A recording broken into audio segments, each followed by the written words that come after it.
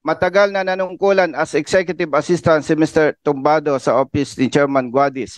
Mayroon po bang insidente o pangyayari na tumanggap ng cash si Mr. Tumbado habang siya ay executive assistant ni Chairman Guadis? No, Your Honor, wala po.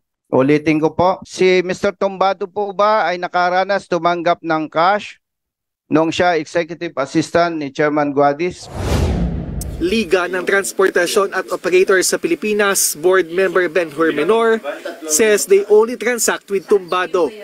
Sa katotohanan naman wala naman talaga akong wala naman kaming wala naman akong ibinigay na pera kay Attorney Guadis dahil yan yata ang pinapalabas ni Jeff Topado. Wala ka akong binigay na pera kay Guadis, kundi kay Jeff lang ako nagbigay ng pera.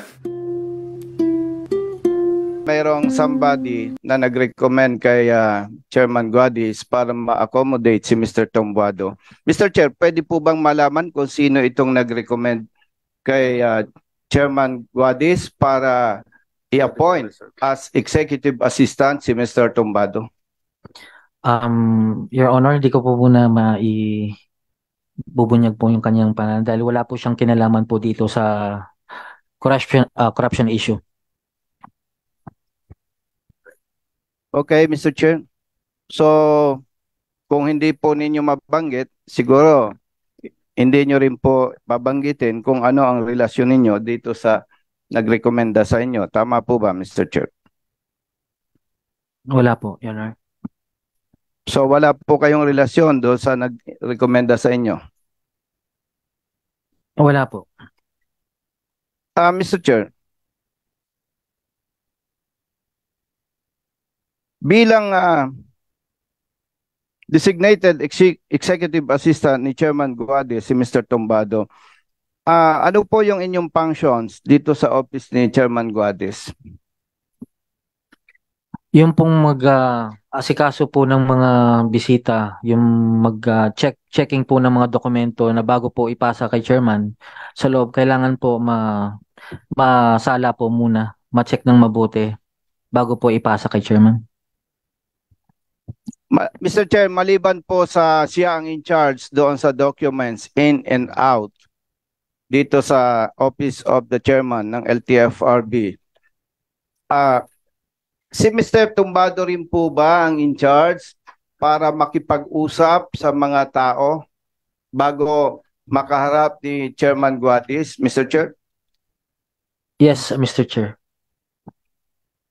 Maliban po dyan, Mr. Chair, totoo po ba ang impormasyon na ang isang telepono ni Chairman Guadis ay hawak ni Mr. Tumbado during his time as executive assistant of Chairman Guadis? Mr. Chair, simula nung akong naging EA, never po na pinahawak ni chairman po yung cellphone niya.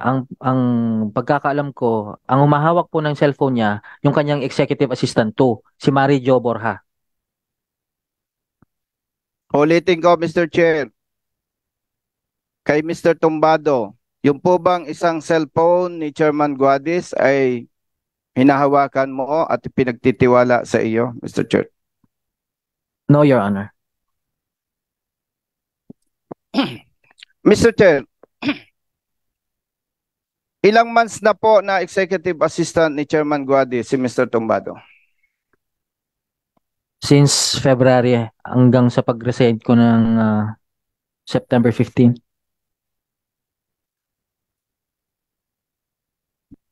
So maraming buwan na po siya, Mr. Chair, na nanungkulan as executive assistant ni Chairman Guadis.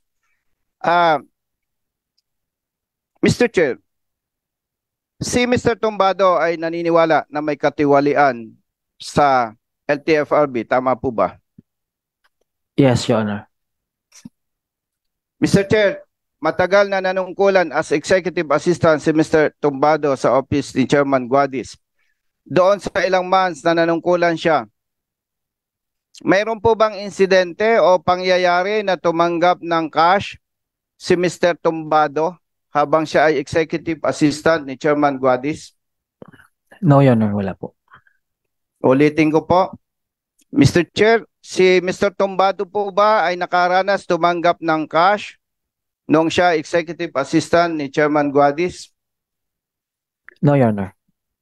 Mr. Chair, with your permission, pwede po bang i-present yung video? 25 seconds lamang po ito, Mr. Chair. Wala naman akong ibinigay na pera kay Atty.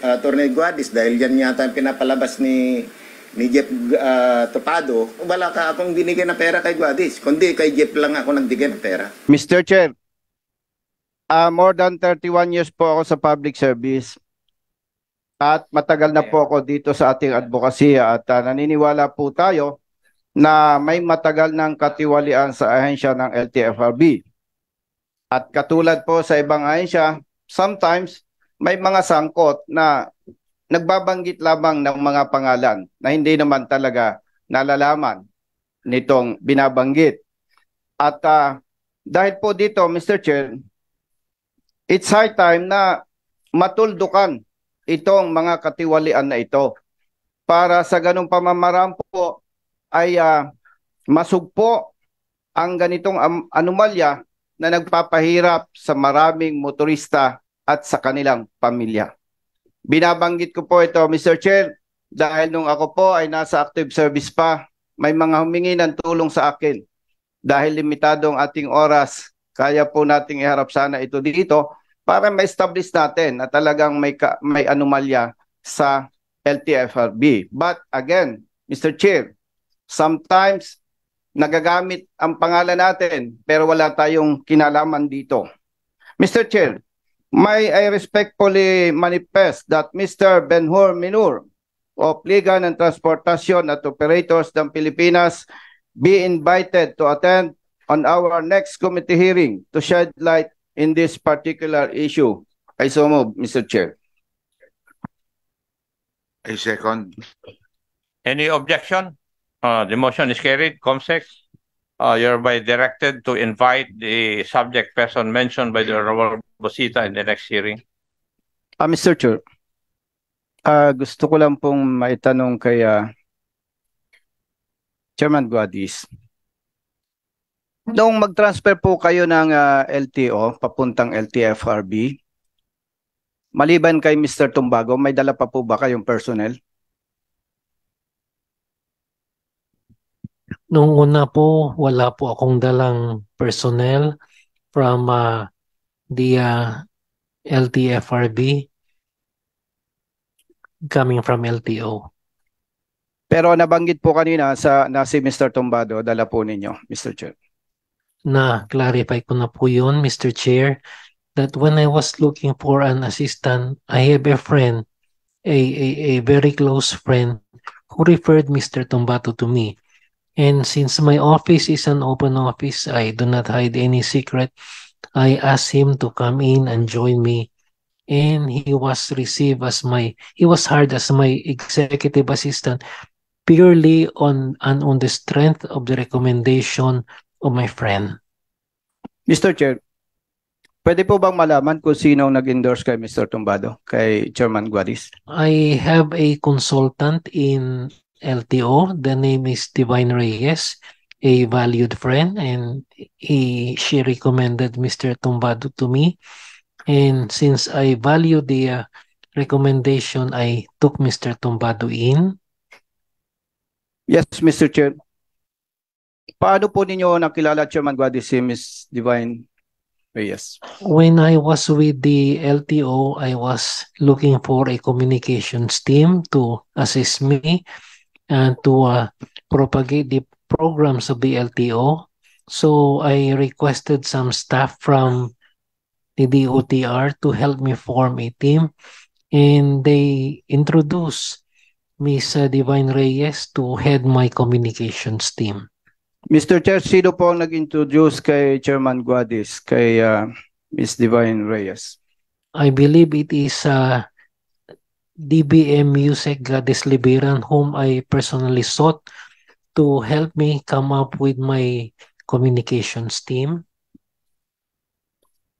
Tama po ba, Mr. Chair, na sabihin na dahil sa tiwala mo sa mga nag-endorse sa'yo, ginawa mo siyang executive assistant na kung saan siya po ang humaharap sa lahat ng clients, official transaction, siya din po ang in charge sa in and out ng lahat ng communications. Tama po ba, Mr. Chair? Mr. Chair, ang functions based on the strength of the recommendation, I hired him as an executive assistant, but his functions are limited to one, monitoring of documents that come in and out of the office. Number two, whenever there are visitors and I cannot attend them immediately, I would ask him to look into the visitors, look into the requests of the visitors, so that by the time I receive them, I would already have an idea on what they wanted from me. And sometimes I would ask him to, if there are calls, I would sometimes ask him, Jeff, would you please look into the people who are looking for me, and then at least give the courtesy of a reply to these people. So it's purely clerical, Your Honor. And other than that, Mr. Tumbado has no right to talk on substantial matters with any of those coming into the LTFRB. So, Mr. Chair, nagabanggit po ni Chairman Guadis, yung cellphone mo, Chairman Guadis, pinagtitiwala mo kay Mr. Tumbago. Tama po ba? My cell phone is in my desk, Your Honor, and it's left in my desk whenever there are meetings. And it can be at the disposal of anyone, not exactly in trust to Mr. Tumbado, but it's just in my desk, Your Honor. Mr. Chair, may insidente na po ba nakita mo na ginagamit niya, may kausap siya o nagte-text using your cellphone, Chairman Guadis? I am not aware of any instance, but again, I don't have a control of my cell phone because there are times I leave my cell phone in my office. And I do not know if Mr. Tumbado is using them or not. But since he is my executive assistant, I trust him in his decisions at the time. Mr. Chair, during our investigation in aid of legislation, may nabanggit po na ang isa sa ikinagalit ni Mr. Tumbado yung sa collection, no? Doon sa kolorom. Mr. Chair, mari po bang malaman kay Chairman Guadis, ano po ba ang naging dahilan ng pag-aaway ni Mr. Tumbado and your staff?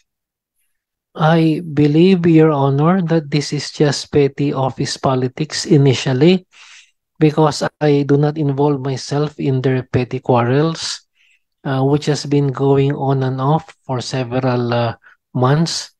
So to diffuse the tension, I initially transferred Mr. Tumbado not so much to remove him, but just to prevent them from having a physical a contact with each other.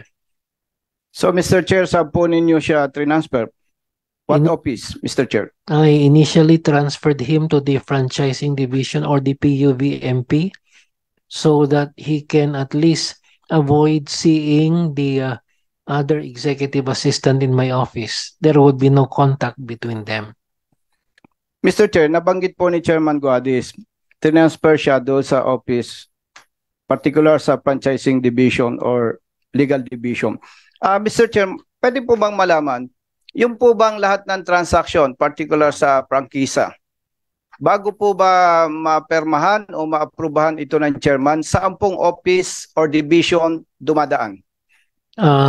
Marami pong dinadaanan yan. Una, it goes to the legal division, and then it goes to the franchising division. Thank you, Mr. Chair. I'm sorry, Mr. May I correct myself? It goes from the legal division, and then it goes from the technical division to the legal division, and then it is recommended to the board for our approval or disapproval, Your Honor. Thank you, Mr. Chair. Mr. Tumbado, Mr. Chair, para kay Mr. Tumbado, may sinasabi kang anomalya.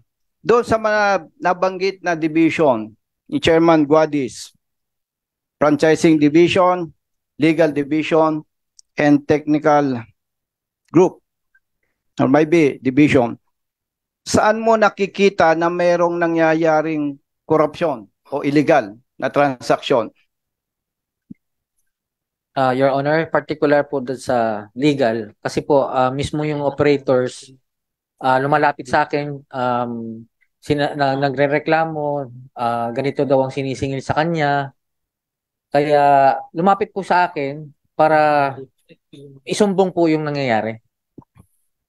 So ibig sabihin, doon sa information na yon, ang complaint sa'yo, yung lumalapit sa'yo, ang ina-identify nila na may problema in terms of corruption is Yes. legal division. Tama Yes, ba? yes, Your Honor. How about sa franchising division?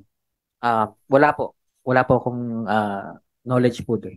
Mr. Chair, balikan ko lang si Chairman Guadis. Bago po pumunta sa franchising division, tama po ba yung pagkaintindi ko na dadaan muna ito sa legal division, Mr. Chair? Pag new CPC po or yung mga bagong prangkisa, talagang dumadaan po yan sa legal division. So, thank you, Mr. Chair. So, Mr. Tumbago, are you saying na doon kung merong anomalya doon nagsisimula talaga sa legal division? Tama po ba? Yes, Your Honor. Kasi yun po yung na-encounter ko.